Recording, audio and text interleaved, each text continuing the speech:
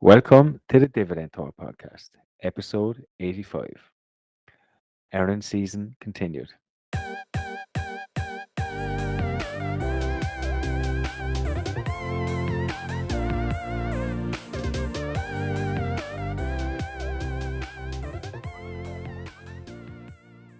Hey guys, welcome back to another episode of Dividend Talk. This week, we're going to continue on with earnings from our favorite European and American companies, so stay tuned. See you on the inside.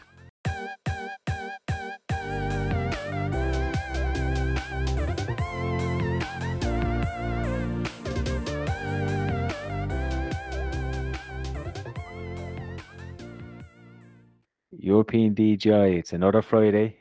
Plenty of earnings to talk about today. Well. Whew.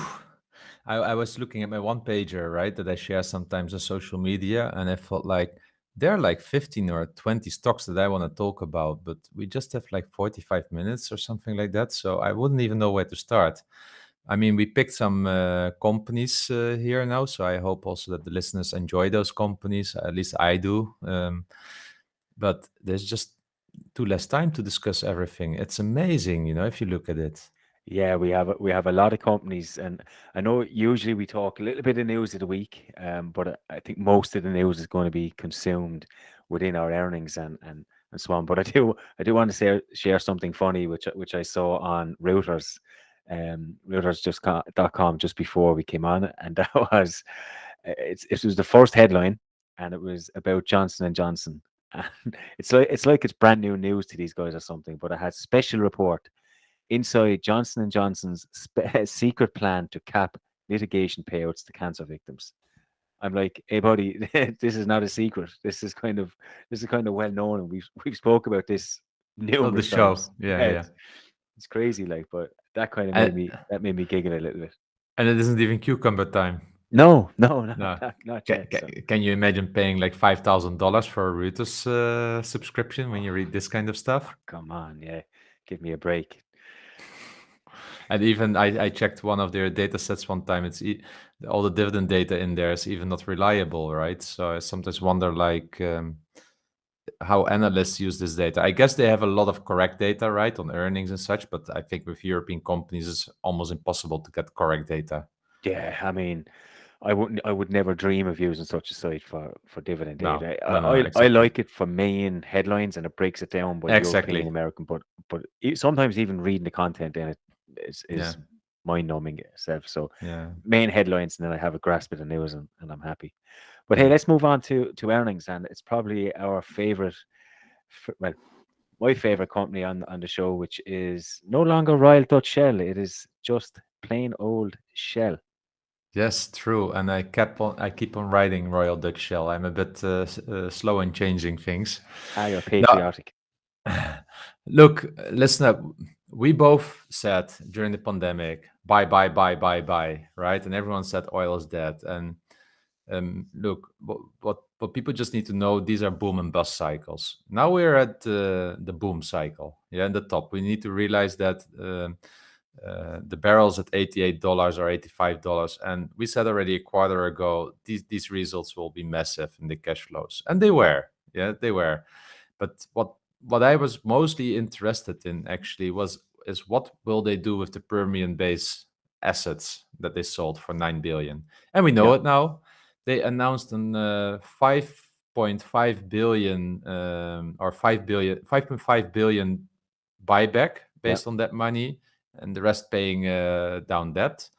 So the total buyback that they have now coming up is 8.5 billion. billion. Yeah, and this is a lot because this is around the 4% shareholder yield.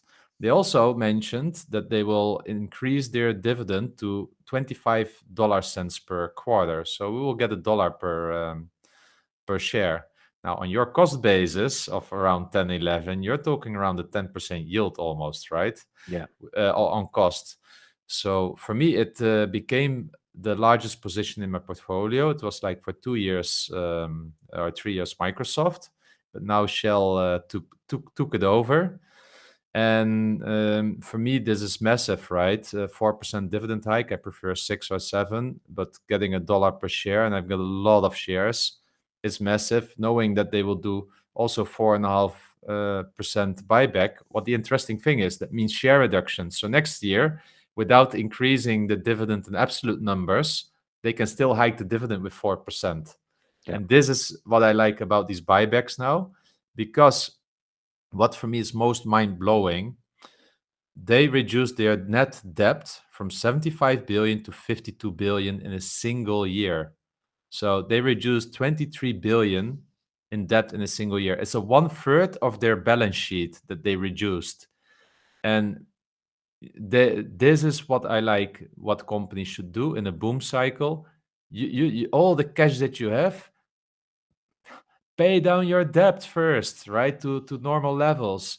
And they are now having a really, really strong balance sheet. If you look at the cash flow as well, really strong balance sheet. And for me, that the CEO cut the dividend. Of course, I don't like it as a dividend growth investor, but from a capital point of view, it was a really wise decision because they are so healthy now. And now investors that, for instance, started to buy after the cut, I don't see them cutting the dividend anytime soon, because if they continue to buy back shares on this level, they can just increase the dividend with 4% without it costing additional money, let's say. Yeah.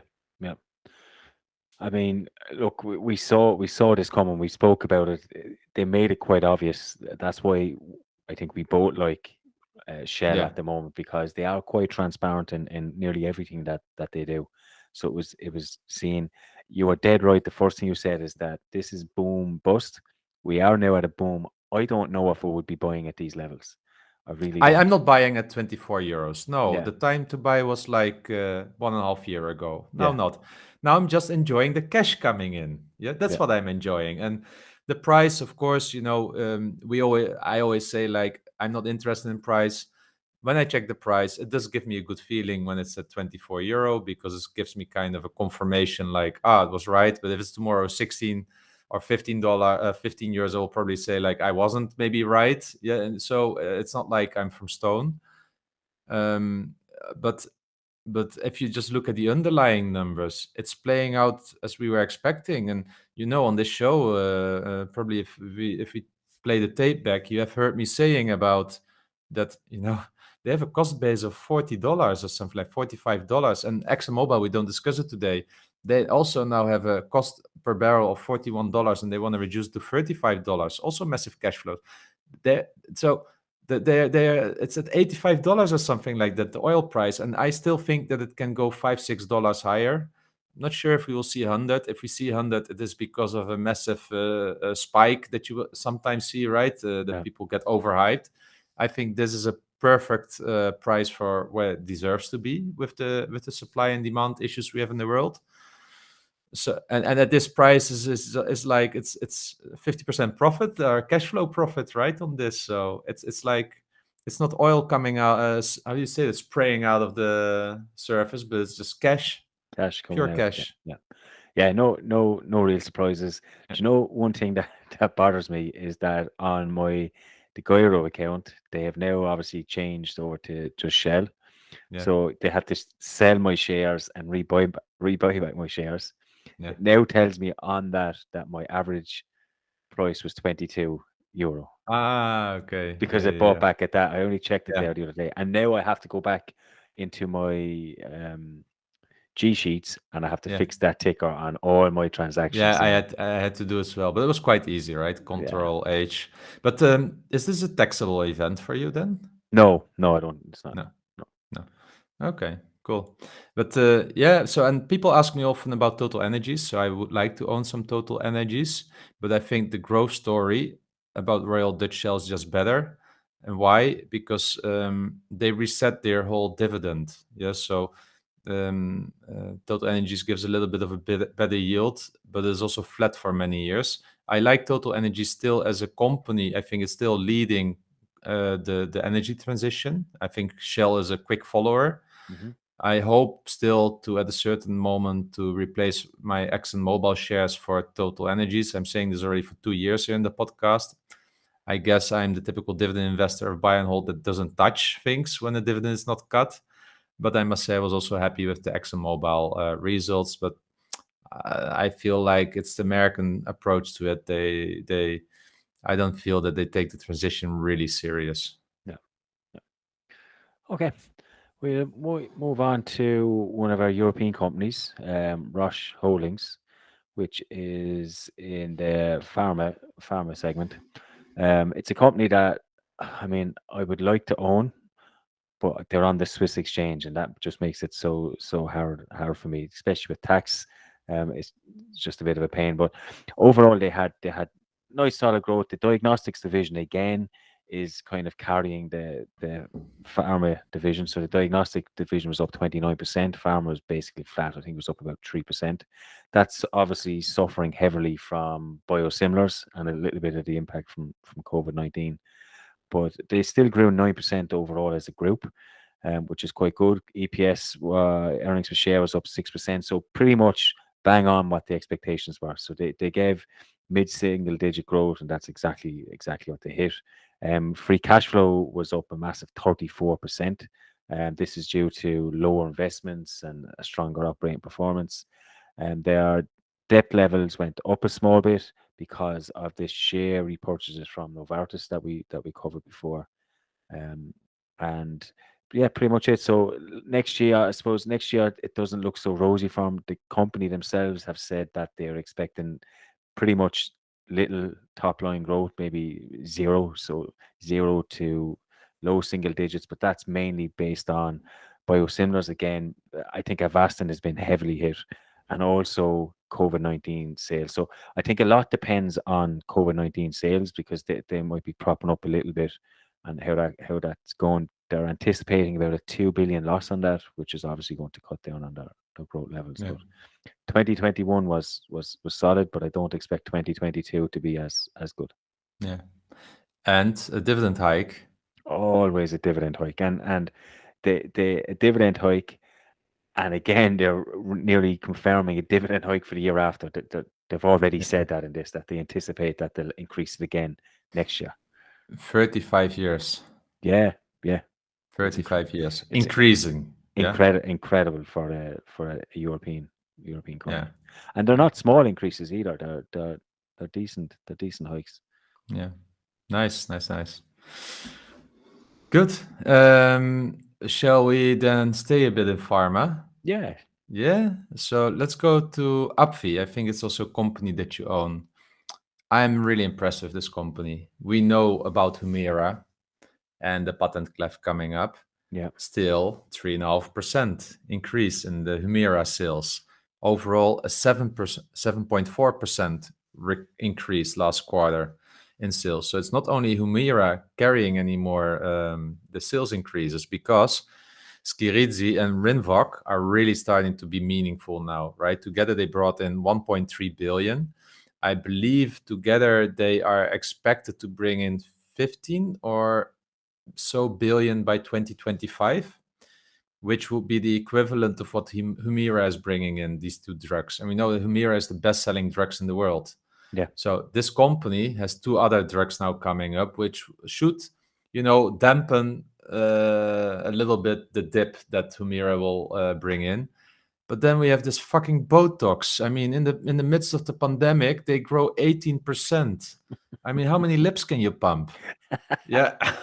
During COVID. Yeah. How Yeah. do you do that with a mask on? Oh, it's crazy. It's crazy. But the cost of making that is pennies, and for what they sell it for is incredible. The markup is This really is high. brand. This is Yeah, just brand. yeah. People, I guess people want to be injected with Botox and not with an Aldi brand or something like that. Yeah. Imagine that Aldi Botox. Yeah, but for me, this is amazing with AbbVie. We've been talking about it because it was a one. You have these pharma companies that become big, like Gilead Sciences, really good example. I think it was HIV and such, right, with the cocktails they had, Hmm. and they struggle to do acquisitions, right, proper acquisitions. They go into the specialty treatments and everything. And what did AbbVie? It just took a simple business with some good brands like Allergen, not the same as what they had. It was really like portfolio extension. It creates discussion in the portfolio, something you can count on. so that you de-risk the company as well. Of course, they went in a lot of debt for that, but they're nicely paying debt now down. So for me, this is an excellent management execution with excellent portfolio management, and that's what it's not for me even about the numbers and sales and such, because AbbVie doesn't have the best reputation when it comes to the sales practices, because it's usually followed up by lawyers. They're really aggressive here, so it's a bit dubious. But it's excellent portfolio management, and for me, this is why I'm okay with the levels of debt, because I did one time an analysis of my top 10 companies, and AbbVie is horrible, all red flags when it came to the debt levels and everything. But they're just executing so well that I accept this risk. But the market prices also the company lower for that. We feel it's undervalued. But if you're like a pension fund, you really look at the debt, right? And Mm. that's why you don't want to pay a premium for this company. But for me, I feel really comfortable with this company. The risk is so much lower after the acquisition of Allergen, and they're just executing really, really well on this. It's an example company of how to navigate when you have a patent cliff. Yeah, but I know you said we feel that companies undervalued, but it's starting to really start to pick up. I mean, I bought these guys at around $80.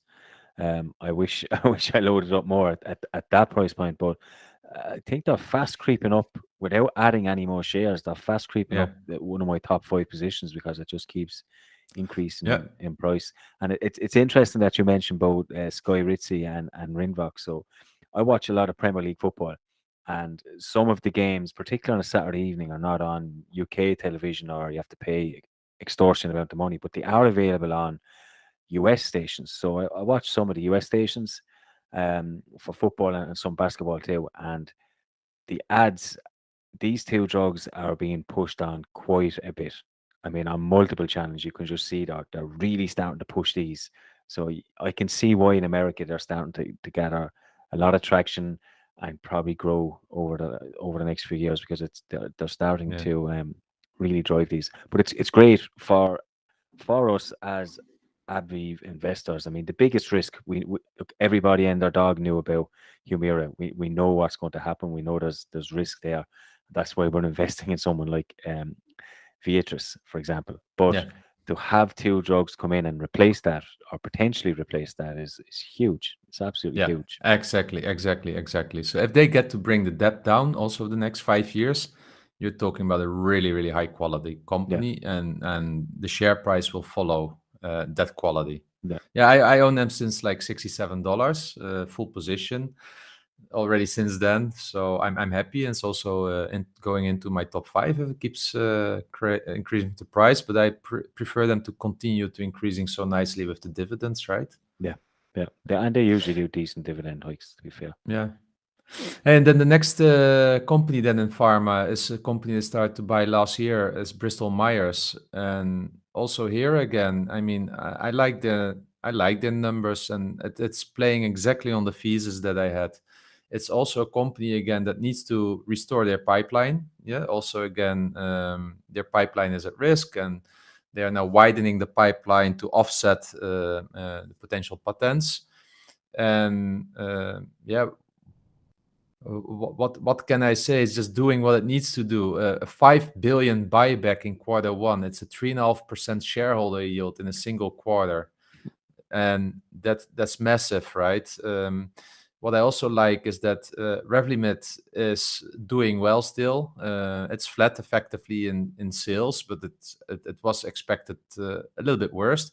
But then Eliquis, one of their drugs, just added another 400 million and 18% growth. So you see also here that they are still executing really, really yeah, really well. And for me, these are just good results. I mean, there's nothing special in there, but that was so nice about these results. It was like execution according to plan. They have laid out their whole strategy for the next few years, and this is like tick in the box this quarter. That's how you could see it. Like if you have a project plan, tick in the box. Next quarter, next milestone. That's how they're executing at the moment. They're really, really focused. I mean, you were one of the first guys I remember to really start with these a couple of months back. You did a video on them, I believe, Yeah, first, um, and after that, I've seen a lot more people starting to cover them. Obviously, they've reached some sort of value range. I'm not a shareholder, but I'm really happy to see that your thesis is playing out. I think you had a lot of conviction around these, if I remember. Yeah, yeah, So yeah, it's nice to see that your thesis is playing out as you expected. And yeah, looking at the numbers, I mean, I don't know a whole lot more about the company, but looking at these numbers, I mean, they look textbook, and yeah. I would be happy if I was a shareholder. So I'm not buying at this kind of price. Now it's like I think $64. For me, it was like below 60, like around 55. It was my buying zone, yeah, with a margin of safety. Now they are like fair value, slightly above. So I'm not buying at the moment. Also not with these numbers. I will buy on a proper dip again. Yeah, cool. Let's move into some more robotics. We'll move into ABB, which is a company that we've obviously covered before on the show as well. And they had a nice year again. I think we covered them recently, and we kind of expected the same. Their orders have gone up. They obviously had a huge backlog of orders that they're starting to fulfill. Revenues have gone up 8%. Cash flow from operations gone up 78%. So they're progressing really good numbers. I think all segments are doing really well, particularly then they'll move into more robotics. So kind of like Teradyne have these mirrors, which are mobile robots. These guys, ABB, have acquired ASTI, which again have autonomous mobile robots. So this seems to be the new norm. Robots go all around the place, and I mean, as I said to you, we have it in our own factory, so it's huge. It's going to be, I believe, it's going to be absolutely huge. Looking at their numbers, I have the income statement there. I mean, it looks solid, much better than last year. The net income is less than last year, but that's because last year that they had some income from discontinued operations. So I can't remember what they sold off, but they had some extra income there. But without that, they would have exceeded last year by about 30 or 40%. But it's quite strong. Free cash flow, as I said, is up, more than covers the dividend. I expect them to increase the dividend again. Payout ratio is quite small. I think it's like 40 or 50%. But it's a solid year, and I think we're going to start to see real growth in this in the next 2 or 3 years, particularly in the robotics industry. We can see huge demand coming for that. Oh, and what did they do with their dividends? They increased it from 80 cents to 82 cents, right? 82 cents, yeah, yeah, yeah. It's Yeah, not so it was a really, really small hike this it's time. it's Yeah. it's not it's not it's not a huge hike, and I don't really expect these to do huge hikes over the next couple of years. But I think their main focus is on acquisitions and really building out their portfolio at the moment. Ah, super. I really like ABB, and I just never got to buying it actually, but I like the company. It's still, I mean, again, it's another one of those that it's on the Swiss exchange, which is hard to buy for me, but they still look overvalued at the moment. I think they were at 39 or 35 um, Swiss francs, and I still think they have a bit to go before I would even Yeah. consider buying them. Okay. Now let's. Well, I mean, hopefully they drop like 40%, and we are still so convinced about this company by then, and we'll get to buy some. So the next one I want to quickly talk about is Omega Healthcare, and we don't talk a lot about this stock on the show, but I discussed it in one of my videos, and I got some questions this week about it as well. So I thought, like, okay, let's discuss in the podcast. Omega Healthcare is a real estate investment trust, and it is effectively providing it's how you say it, having operators that provide to old people that are like 1 or 2 weeks before they die, kind of giving them their last bed. Let's say that's kind of their business model, right? They give you a new bed, clean it up, nice blanket, you lie there for 2 weeks, get some proper food, and the people come, cry, die, and next one. Yeah, that's how they earn money. And now, there's an issue there because of COVID specifically as well. There's a lack of nurses as an example. So some operators Yeah, struggle actually in the operate.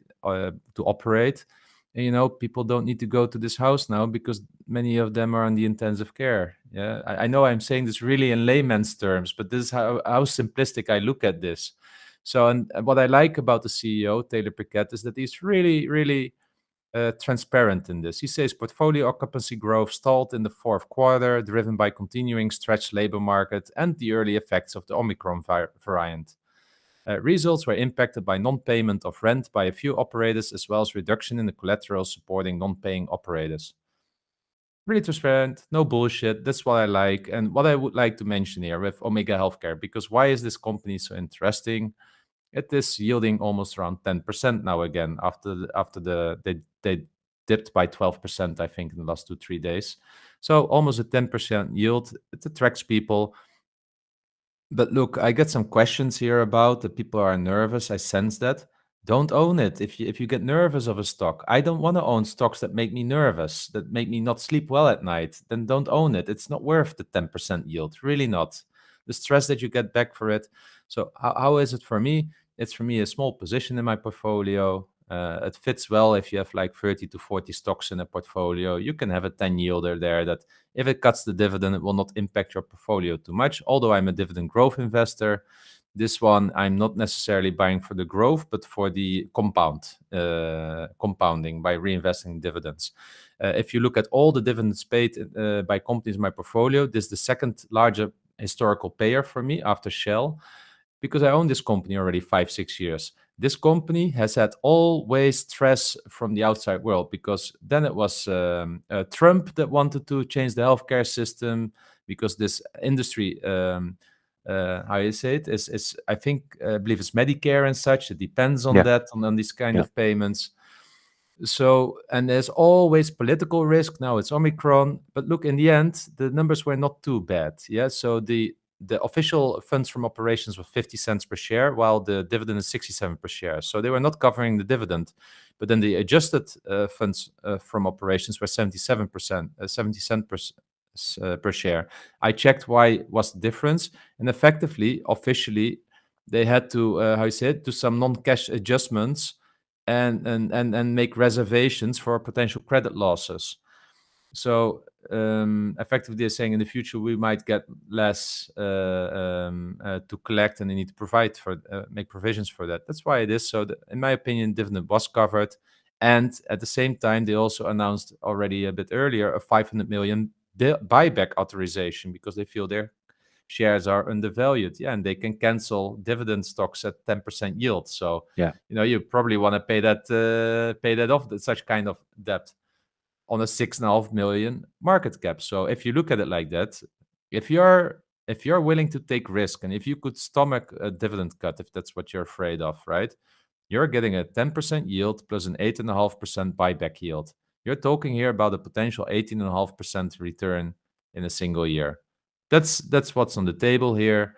I hope you don't get your greedy kind of mindset comes up here.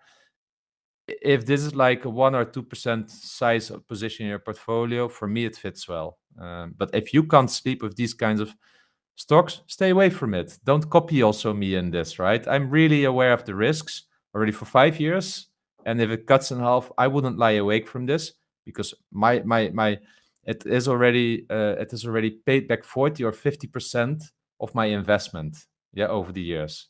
So I'm yeah, good with that. yeah. Look, you're not buying this company for top line growth. You're not going to get total returns. You're getting your dividend yield 10%. That's pretty much it. So if you're a dividend growth investor, it might not be the best option. If you want income fast, if you want it could be a good option for you. I don't have them in my portfolio. I'm not looking to add them anytime soon. Um, I have enough high yielders at the moment, so Yeah. I don't need to add any more.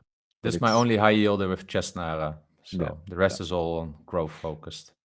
yeah. I have all three, and I have got BTI, British American Tobacco as well. So I have quite a few high yielders. So I don't particularly need another one. But if I needed income and I was coming close to retirement, I would definitely think about adding something like a small position on this, just Yeah. purely for income, nothing else. Yeah. Good. Good, good. The last company then is Aflac. It's a company that I like a lot. I haven't really got a whole lot of time to go through this as much as I want to, because it's a little bit more complicated going through insurance companies than others, because you have to take premiums and claims into account. So I just kind of flicked through the numbers. The total revenues were kind of flat year on year, which is okay. Acquisitions, claims was down 10%. Net earnings was down 9.5%. So it didn't say look, it didn't stand out to me, but again, I only glanced at this just before we came on, so I'd have to dig a little bit deeper into the numbers to see how they actually performed. I just looked up some blurb on Yahoo Finance. They were a little bit more bullish than what I have from the numbers I'm seeing. Um, Even though revenues fell 8%, the IPEC consensus, which normally keeps people happy, fourth quarter results were improved, particularly in uptick in sales in Japan and US segments. So that's always good. And they've given a better forecast for next year, particularly with face-to-face opportunities and people starting to go back into shops and so on. Yeah. So they're not too concerned about what they're seeing. It doesn't really strike me as a great result from this year's kind of flat, kind of meh. But Yeah. it's something that I'll probably read a little bit more on this weekend, hopefully. Yeah. But look, what is the P? Less than 10? Yeah, Probably. Yeah. Dividends, 25% payout ratio. Dividend grew with 18%. I mean, from that point of view, it has a lot of upward potential. So this sounds like a company to buy on the dip, but don't expect a lot of growth. Growth in dividends, yes, but not stellar earnings growth. I think they're overvalued at the moment. I couldn't touch them at the price they're at, but it's a company that I really like. But again, it's insurance. It's going to be cycles. You get your opportunity if you're willing to wait for them. Yeah, true. So no, So I'll look into them. I'm sure Tiago will keep me more up to yeah. date with these. And look, and now comes it. These are the companies what we wanted to discuss. So we didn't discuss, how I said, Starbucks. We didn't discuss the 49% dividend hike from UPS. We didn't discuss Stanley Black& and Decker. We didn't discuss Chubb. We didn't discuss Novartis. We didn't discuss Emerson, one of the dividend kings, right? We Mhm. didn't discuss Novo Nordisk again with stellar earnings. Assa Abloy, yeah. Yeah, yeah, Wow, wow. The locksmith of Europe or of the world. Sanofi, we didn't discuss. Honeywell, not. Merck, not. Hershey, one of my favorites, not. Enel, not. I mean, this is this week. So sorry, listeners. If there's someone in there where you would have loved to hear our opinion, let us know. Maybe we can sneak something in another show. But for me, I feel like this week being in a candy store, it's just pity that I had like so much work on my desk that I had hardly time to check everything. So I know what I will be doing this weekend. Wouldn't you love to be just a full-time analyst? Oh Or yes, just yes, yes, just yes. just retired? You're not even doing it for money. Just this week, next week, last all this Yeah. month, and you're just sitting there My reading dream all would to these. be honestly my dream would be to be like Warren Buffett. Like if I'm 50 plus, hopefully I'm then early retired. That I just like the whole week just read 10Ks and then call with you like Charlie Munger or yeah, you may be Buffett, I'm Charlie Munger, and we just call via our landline like, yo EMF, what do you think about this one? And we just talk a little bit, yeah, and then we go back into the 10K. Oh, have you looked at these numbers? Yeah, what do you think about the insurance industry? Yeah, look float. That's my dream, Mm, definitely. Yeah, it'd be awesome. There's just so many companies. It's so hard to fit them all in. I mean, I think we struggled with the amount we had there. So to fit in another, what you mentioned 6 or 7 companies there, we could have yeah, fit in easily more. yeah, yeah. Good. Let's go to listeners' questions then, before we start really daydreaming. So the first question comes from Maarten. Maarten, one of our actually really nice bloke, also on Twitter, always also really really good comments, and he's asking if we ever took a look at the Durex maker, Reckitt Benziger. Yeah. I always struggle pronouncing them as well. Sorry, Richard. Um, but it's a company. Look, I can't say a whole lot. I do cover these guys for sure, Dividend. So I try and keep what I do on the blog and personal separate because I treat that as more like a job. So I do cover them. I cover them from the US ADR perspective, so everything is in US dollars. But what I can say is that these guys have got a really really strong brand. Think of Dettol or Lysol. They are huge names in the US. They got really strong pricing power. They were able to pass on some of the prices before inflation. They anticipated it before during the pandemic when their products were really starting to take off because people are conscious about hygiene. They upped their prices. They kind of mentioned inflation was on its way, so they did a really good job at that. I can't wait to see the results come out soon. I like them as a company. They are starting to focus a little bit more on nutrition and health. They're going down that route as well. So the deviation, and of course they have their Durex as well for those who like pleasure. So it's a really good company. They have really strong brands. I don't know about price wise if I would buy them at these levels, but considering what we saw with Clorox happening, I'm curious to see how these guys have performed in the last quarter. Yeah. No. Super. So the next question is from Dividend Stockpile, Jeremy, and he's asking, besides dividend metrics, what other criteria do you look at when evaluating a new company? Not always dividend metrics, I suppose. You're looking at revenues, you're looking at cash flow, you're looking at payout ratios, you're looking at margins. Um, when you're analyzing a new company, you're probably looking at everything. Really, you're looking at the numbers. So I've started really. So I have a one page dashboard. I took most of my inspiration from you, but I have a dashboard, and I use that. And what that does is it crunches numbers based on what I want, and it'll give me a rating between 0 and 100.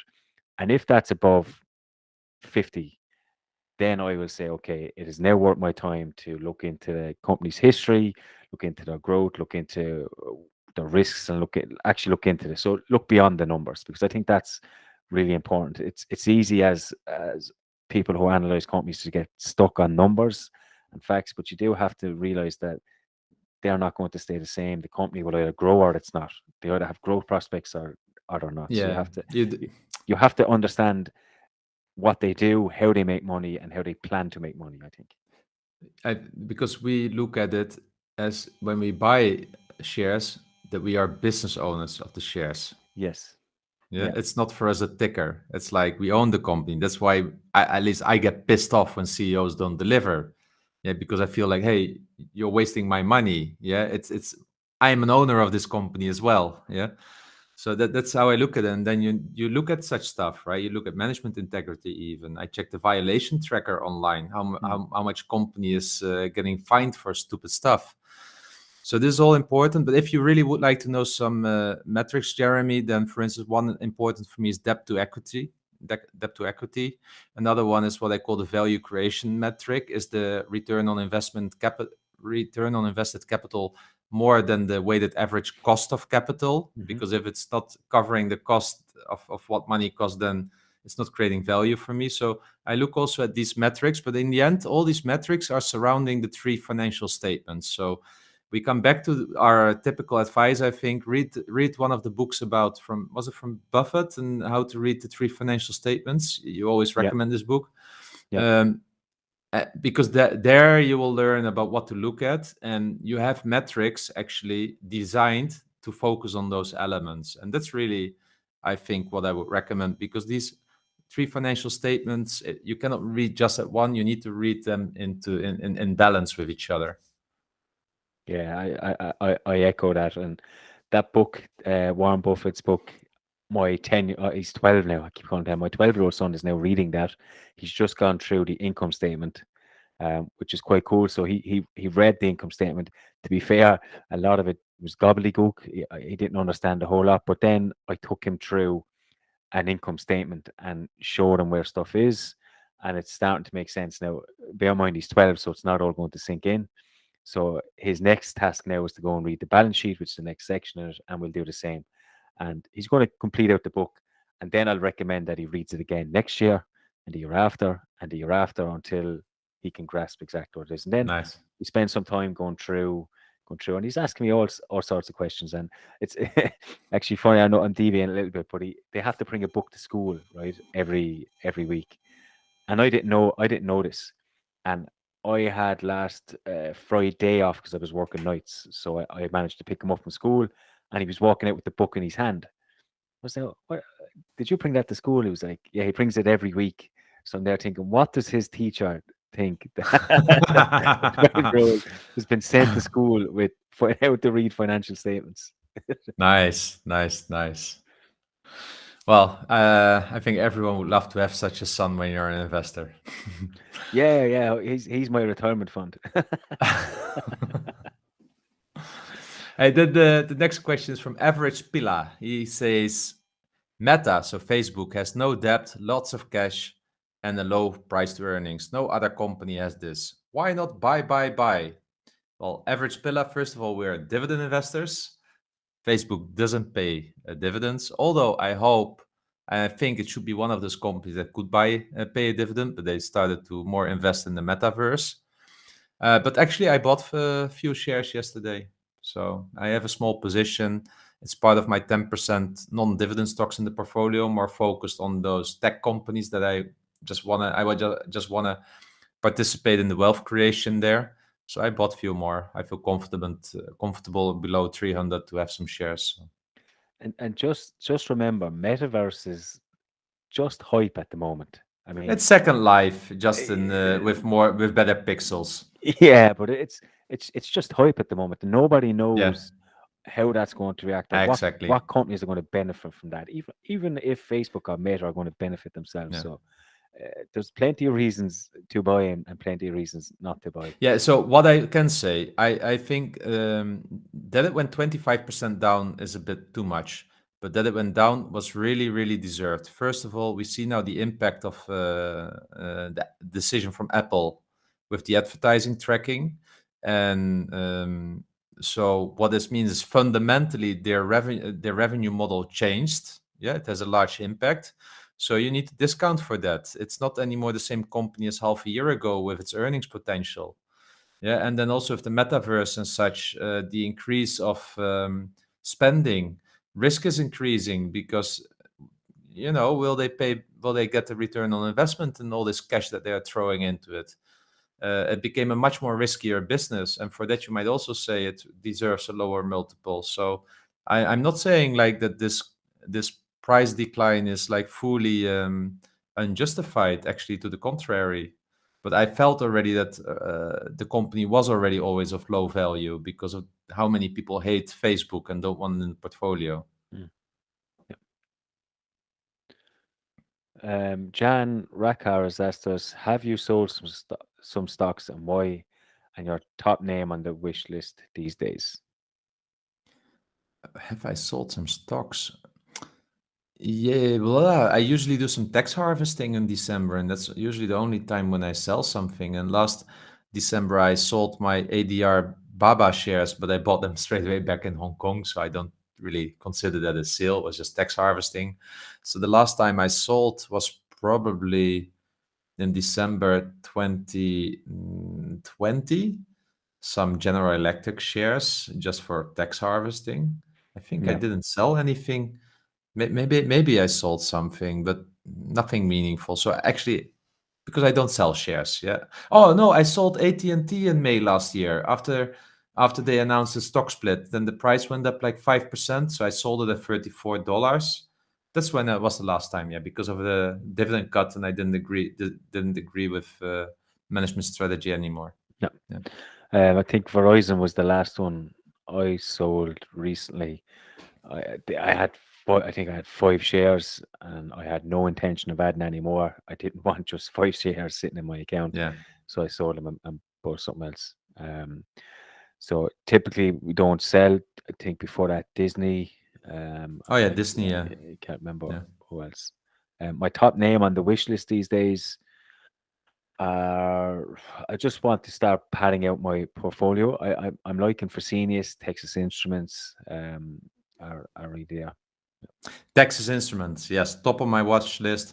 It hiked quite a lot right after the earnings, but it fell back to 171. I saw, and 166 is my buying price. and I've got an order outstanding. So I hope that next week it gets triggered.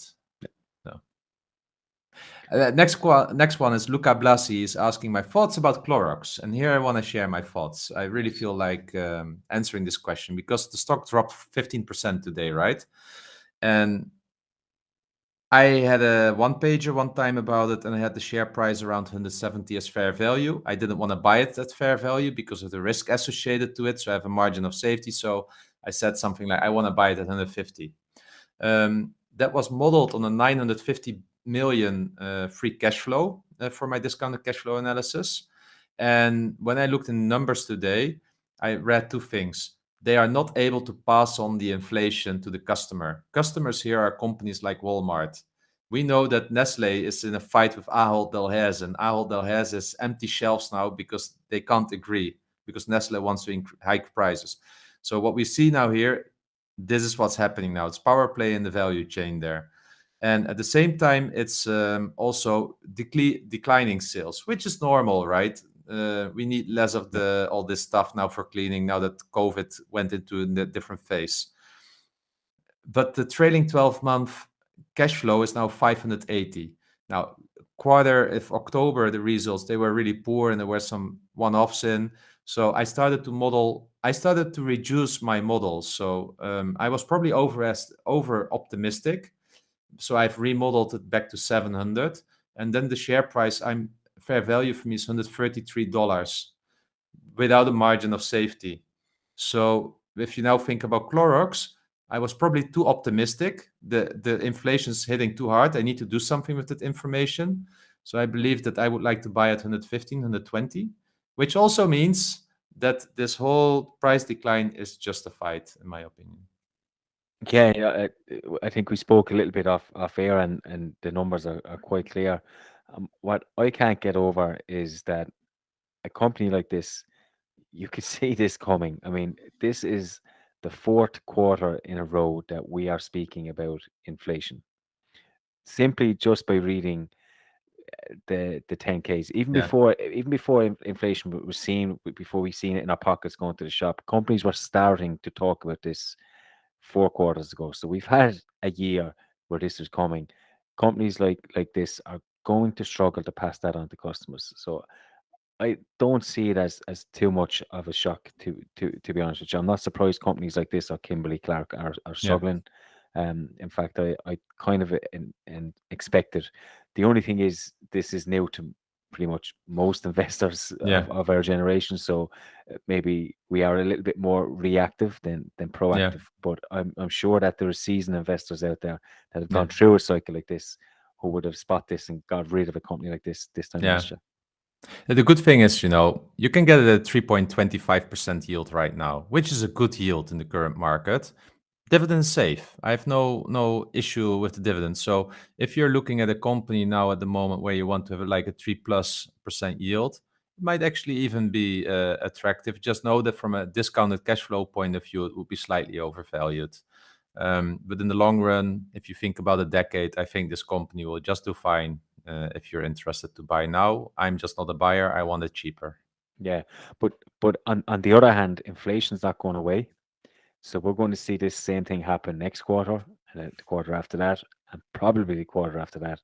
And this stock will probably be hammered every single quarter And that that's why that I have happens. patience. Yeah, Yeah, so I think you can afford to wait on companies like this. yeah, You don't have to rush in because it's dipped 25%. I think exactly. just wait. It would be. Yeah.